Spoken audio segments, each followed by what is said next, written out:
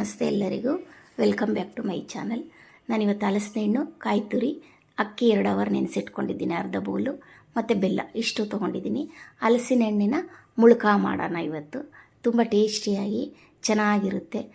ಅಕ್ಕಿ ನೆನೆಸಿಟ್ಕೊಂಡಿದ್ದೆ ಅರ್ಧ ಬೌಲು ನಾನು, ಅದನ್ನು ಮತ್ತು ತೆಂಗಿನಕಾಯಿ ಅರ್ಧ ಬೌಲು ಎರಡೂರನ್ನ ಹಾಕ್ಕೊಂಡು ಇವಾಗ ಫಸ್ಟೇ ಅದನ್ನು ಗ್ರೈಂಡ್ ಮಾಡ್ಕೊಂಬರೋಣ.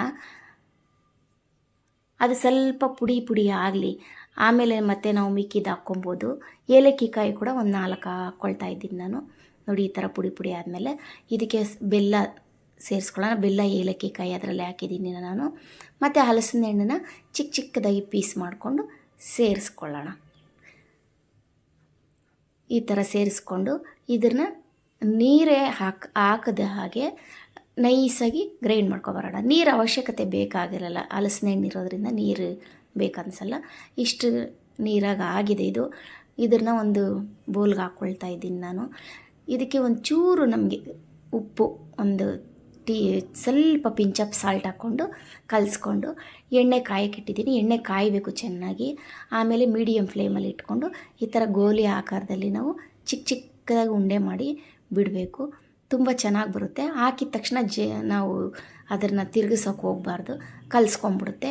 ಒಂದು 5 ನಿಮಿಷ ಆಗಬೇಕು. 5 ನಿಮಿಷ ಆದರೆ ಸ್ವಲ್ಪ ಬೇಯುತ್ತೆ. ಆಮೇಲೆ ನಾವು ಅದನ್ನು ಹೊರಳಿಸಿದ್ರೆ ಈ ಥರ ತುಂಬ ಚೆನ್ನಾಗಿರೋದು ಟೇಸ್ಟಿಯಾಗಿರೋ ಮುಳ್ಕ ನಮಗೆ ಸಿದ್ಧವಾಗುತ್ತೆ. ತುಂಬ ಚೆನ್ನಾಗಿರುತ್ತೆ, ಸ್ವೀಟಾಗಿ.